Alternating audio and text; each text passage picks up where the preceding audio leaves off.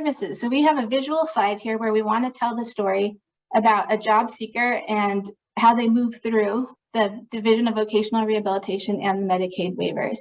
The top of the slide says collaboration and braiding of funding, and it's the first slide of 2. And then on the bottom of the slide on the left-hand side is 3 different stick figures that represent different elements on the slide. The first is the stick figure of the job seeker, that's a black color, and then there's the representation for Medicaid, which is the green color, and the representation for the Division of Vocational Rehabilitation, which is the blue color. And I'm going to start right in the middle of the slide where that line begins, and it goes right across. So it's showing the whole line that somebody's going to be on their road to getting on their way to getting a job. And first you see the job seeker there, and they say, I want a job. And then the very first thing that you see on the left-hand side to start moving towards the right is that there's a referral made to the Division of Vocational Rehabilitation. And once that referral is made, that opens up the door to Medicaid being able to come in. So what happens next is you see the 2 people, the job seeker with the Medicaid representation, and Medicaid, as the eligibility and application are happening with DVR, Medicaid can start in those early engagement processes and those early parts of getting a job. Who's the job seeker? What are they good at? How do they want to represent themselves? Where are the places that they want to work? Get started with all of that. And then we're going to model some of our partnership here, and Megan Green with DVR is going to take the next 2 steps. Yeah, thanks, Katie. So at this point in time, sorry, back one slide real quick. At this point in time in the process, after a referral is made to DVR, and the initial steps that Katie described have started, DVR can open a case with the job seeker and begin job development. If the individual completed or is in process of completing the customized employment discovery, the DVR council will review and approve that completed profile.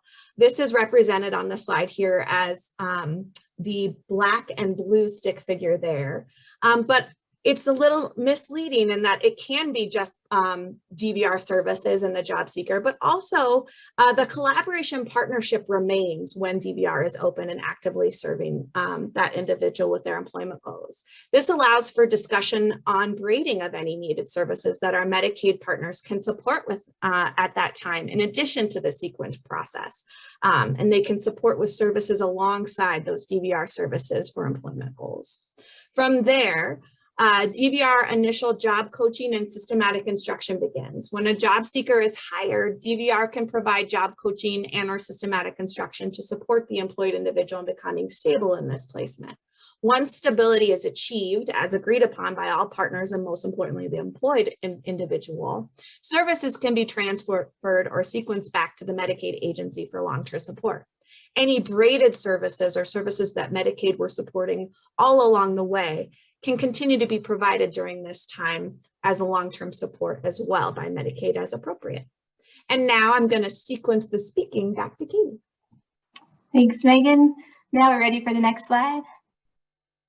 Okay, here starting again on the left-hand side is a big talk bubble. And at this point, the person is working in their new job, and that's super exciting. And they're still getting support from DVR, as Megan talked about, learning how to do the job, learning how to do the tasks on the job. But they also need, and they're saying this in their talk bubble, I need personal assistance in employment. And that can mean a whole bunch of things. It might mean that they need some physical support to make sure they have the tools and how to get the job done. It might mean that they have a health condition that requires somebody to be around all the time. It might mean that they made some bad decisions in their history, and for that have the support level where somebody needs to be there all the time. And so in this part of the journey, the Medicaid is paying for that personal assistance while DVR is still paying for the job coaching. And this is a great example of braiding, like Lisa talked about. We kind of went from that relay into the team sport at this stage.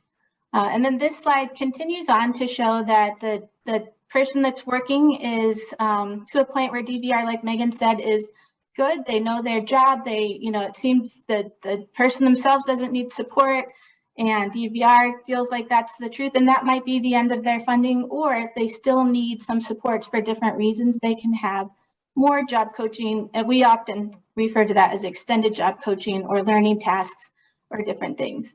And that's a quick snapshot of some of our sequencing and braiding in Colorado with Medicaid and Division of Vocational Rehabilitation.